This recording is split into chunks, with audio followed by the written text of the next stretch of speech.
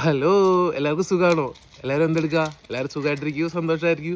ഞങ്ങൾക്ക് ഒരാളെ കാണിച്ചു തരട്ടെ. കുറേ ദിവസങ്ങളായി നിങ്ങൾ കണ്ടിട്ടുണ്ടാവുക. ആളെ കാണിച്ചു തരട്ടാ. ഇതാരും നോക്കിയേ, പൂത്തിരിട്ടാ. പൂത്തിരി മുളേനെ ഓർമ്മയില്ലേ? പൂത്തിരിയുടെ ഒരു കാല് ഓർമ്മയില്ലേ? സർജറി ചെയ്ത് മറ്റേ കാലിൽ സ്റ്റീൽ ഇട്ടിട്ടുണ്ടായിരുന്നേ. ഒക്കെ എല്ലാവരും അടിയിലുണ്ട്. പൂത്തിരിനെ എടുത്തപ്പോൾ എല്ലാവർക്കും അസൂയാണ്. പൂത്തിരി നമ്മളടുത്ത് പൂത്തിരി കിട്ടി. ആൾക്ക് ഇങ്ങനെ താലോലിക്കുന്നു, ഇങ്ങനെ സ്നേഹിക്കുന്നത് നല്ല ഇഷ്ടമാണ്. പൂത്തിരി പുത്തിരി കുറേ ദിവസം അവളെ ഞാൻ അങ്ങനെ എടുത്തിട്ട് എപ്പോഴും വിചാരിക്കൂ. മറ്റേ പുത്തിരി ധാരം മനസ്സിലായ? ഇത് നമ്മൾ സീനിയർ സിറ്റിസൺ അക്കൊക്കെ കുഞ്ഞിലെ വന്നായിട്ട് ആക്സിഡന്റ് പറ്റിയിട്ട് അവൻ്റെ കാലൊക്കെ ആംപിറ്റ് ചെയ്ത് അന്നുപോലെ നമ്മൾ നോക്കണതാണ്. ഇവിടുത്തെ സീനിയർ രാജാവാണ് ഫ്രം ഗുരുവായൂർ. വലിയ തടിയനായിരിക്കണം, തടിയൻ പോപ്പ്. ധാരം മനസ്സിലായ?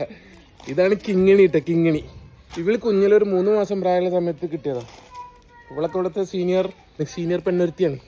ഇതൊക്കെ വന്ധീകരിച്ചാ കേട്ടാ. കുഞ്ഞിലെ കാലിന് വളവൊക്കെ ആയിട്ട് നടക്കാൻ വയ്യാണ്ട് ഒറ്റപ്പെട്ടിട്ട് അങ്ങനത്തെ ഒരു അവസ്ഥയിലായിരുന്നു. നമ്മള് റെഡിയാക്കി എടുത്ത്. പിന്നെ ഇവളെയൊന്നും നമുക്ക് വിടാൻ പറ്റിയില്ല, കുഞ്ഞിലെ കൊടുന്നു വന്നതായിരുന്നു. ഇതാരും മനസ്സിലായി ഞങ്ങൾക്ക്? നമ്മുടെ കുട്ടാപ്പി സ്കിൻ ഡിസീസ് ആയിട്ട് കണ്ണ് കാണില്ല പറഞ്ഞിട്ടൊരു പോസ്റ്റ് ഇട്ടായിരുന്നില്ലേ? കണ്ണ് കാണാതെ തെരുവിൽ നനഞ്ഞ് നടക്കുകയാണ്, സ്കിൻ ഡിസീസ് ആയിട്ട്. കണ്ണൊക്കെ നല്ല കാണുന്നൊരു കുട്ടിയാണ് കേട്ടോ. അങ്ങനെ റെഡി ആയിട്ട് വരുന്നു. പഴയ ഇതൊക്കെ ഓർമ്മയില്ലേ? ഇപ്പം ആളിങ്ങനെ സെറ്റായിട്ട് വന്നുകൊണ്ടിരിക്കുകയാണ്. ഇപ്പോഴും ട്രീറ്റ്മെൻറ്റിലാണ്, എണ്ണയൊക്കെ തേക്കാറുണ്ട്. ഒരു മുഴുവൻ നേരെ മനസ്സിലായ? നമ്മള് കൺമണിയാണ് കേട്ടാ. ഭയങ്കര പേടിയാണ് ഇവള്. എല്ലാവരും ഇങ്ങനെ ഡിസ്റ്റർബ് ചെയ്യണമായിരുന്നേ. ചിലവരൊക്കെ ഇവളെല്ലാം ദേഷ്യ. അപ്പോൾ ഭയങ്കര പേടി ആൾക്ക്. ഇപ്പം പൂത്തിരി ഒന്ന് മിരട്ടിയ. എന്നാൽ ക്ഷീണത്തില, പേടിയില്ല. പേടിക്കണ്ട കേട്ടാ.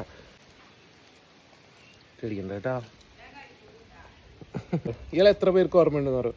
ഇത് അമ്പു, നമ്മുടെ അമ്പുട്ടി.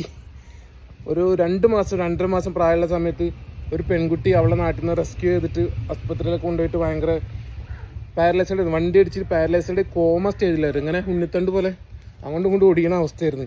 ബോധം കുറേ ദിവസങ്ങൾ കഴിഞ്ഞിട്ടാണ് ബോധമൊക്കെ വന്നത്. അങ്ങനെ പിന്നെ നോക്കാൻ പറ്റില്ല. ഡോക്ടർമാർ അതിനെ ദയാവധം ചെയ്യുന്ന ശരിയാവില്ല, ദയാവധം ചെയ്യാന്ന് വിധി എഴുതിയ.